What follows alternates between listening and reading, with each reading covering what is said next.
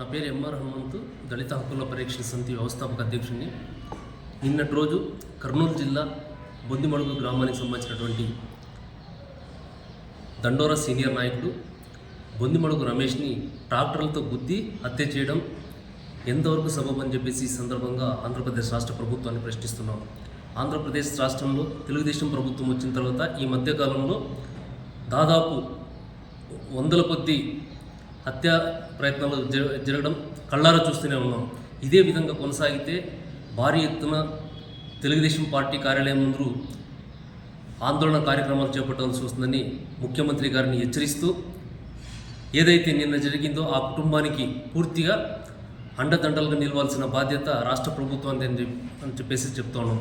ఏదైతే ఈ మధ్యకాలంలో విచ్చలవిడిగా ఈ తెలుగుదేశం సంబంధించినటువంటి నాయకులు దళిత సంఘాల నాయకులని పోలీస్ స్టేషన్ దగ్గర రానివద్దని చెప్పడం, అదేవిధంగా వాళ్ళ దగ్గరికి ఏదైనా సమస్యల పైన వస్తే వాళ్ళు ఎవరు సమస్యల్ని పిలుచుకుపోయింటారో వాళ్ళకే ఇబ్బందులు పెట్టే పరిస్థితి, అది కాక ఆ నాయకులకే ఇబ్బంది పెడుతున్నటువంటి సందర్భం ఈ రాష్ట్రంలో ఈ తెలుగుదేశం ప్రభుత్వం చాలా విచ్చలవిడిగా చేస్తుంది.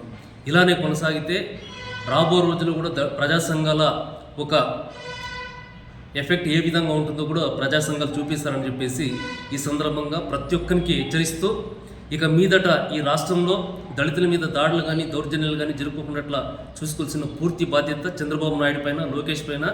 ఈ మధ్యకాలంలో పవన్ కళ్యాణ్ గారు కూడా తను భారత రాజ్యాంగం ద్వారా గెలిచి ఈరోజు సెక్యులరిజం పైన విచ్చలవిడిగా మాట్లాడుతున్నాడు. ఇది హిందూ దేశం అని చెప్పేసి, హిందూ దేశం కాదా, ఇది సెక్యులర్ దేశం. ఇది ఈ దేశంలో అన్ని మతాలు కలిస్తేనే భారతదేశం.